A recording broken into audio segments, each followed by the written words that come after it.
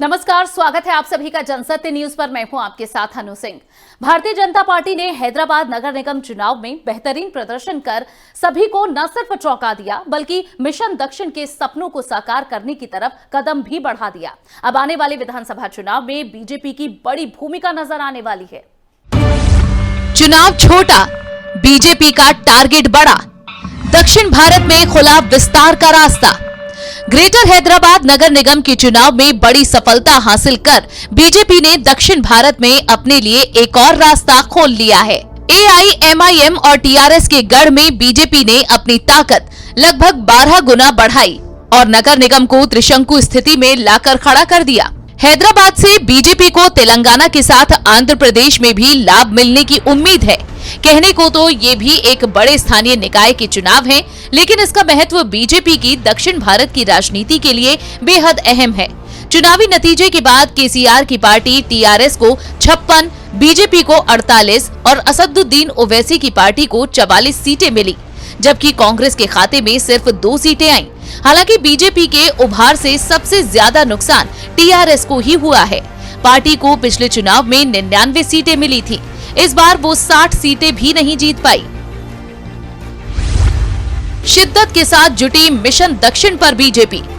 दक्षिण के एकमात्र राज्य कर्नाटक में मजबूती के साथ स्थापित होने के बाद तेलंगाना और आंध्र प्रदेश में बीजेपी की कमजोरी हमेशा से पार्टी को सताती रही। हाल कुछ ऐसा रहा कि पिछले 6 वर्षों में यहाँ बीजेपी अपनी बदली सोच, क्षमता और कर्मठता के कारण उत्तर और पूर्वोत्तर में शिखर पर पहुँच गयी। वहीं तेलंगाना में 2 दशकों में एक कदम भी नहीं बढ़ पाई। 1999 में भी पार्टी के 4 सांसद थे और 2019 में भी 4 सांसद हैं। ऐसे में हैदराबाद नगर निगम चुनाव नतीजे ये बता रहे हैं कि अब तेलंगाना के जरिए बीजेपी का निशाना पूरे दक्षिण भारत पर है।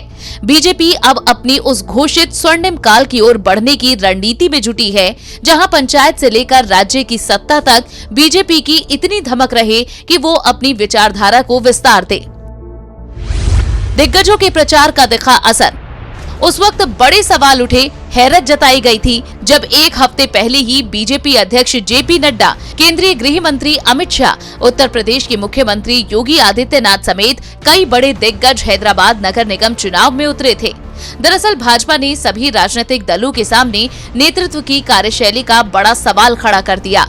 ये फिर से समझा दिया कि राजनीतिक दल के शीर्ष नेतृत्व को भी नीचे तक जाने और कार्यकर्ताओं के साथ खड़े होने में हिचक नहीं दिखानी चाहिए, बल्कि शीर्ष नेतृत्व की मौजूदगी विचारधारा को स्थापित करने में मददगार होती है।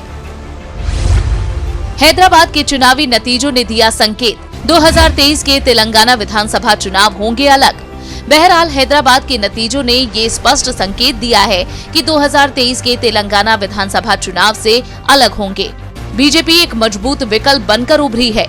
वो 4 से बढ़कर 45 के ऊपर पहुंच गई। वहीं असदुद्दीन ओवैसी की पार्टी अपने किले को बचाने में भरसक कामयाब रही।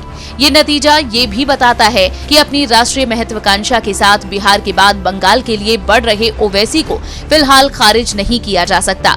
जाहिर तौर पर हैदराबाद के नतीजे ममता बनर्जी को परेशान कर रहे होंगे। हैदराबाद के नगर निकाय चुनाव के नतीजे बहुत कुछ कह रहे हैं। आने वाले वक्त में बीजेपी तेलंगाना में न सिर्फ बड़ी भूमिका में नजर आएगी, बल्कि शाह का मिशन दक्षिण भी कामयाब होता दिख रहा है। Bureau report, Jansatya news. अब देखना होगा आने वाले दिनों में दक्षिण में बीजेपी का सफर कैसा रहता है। फिलहाल के लिए बस इतना ही। ये रिपोर्ट आपको पसंद आई हो तो इसे लाइक और शेयर जरूर करें। चैनल को सब्सक्राइब करना ना भूलें। नमस्कार।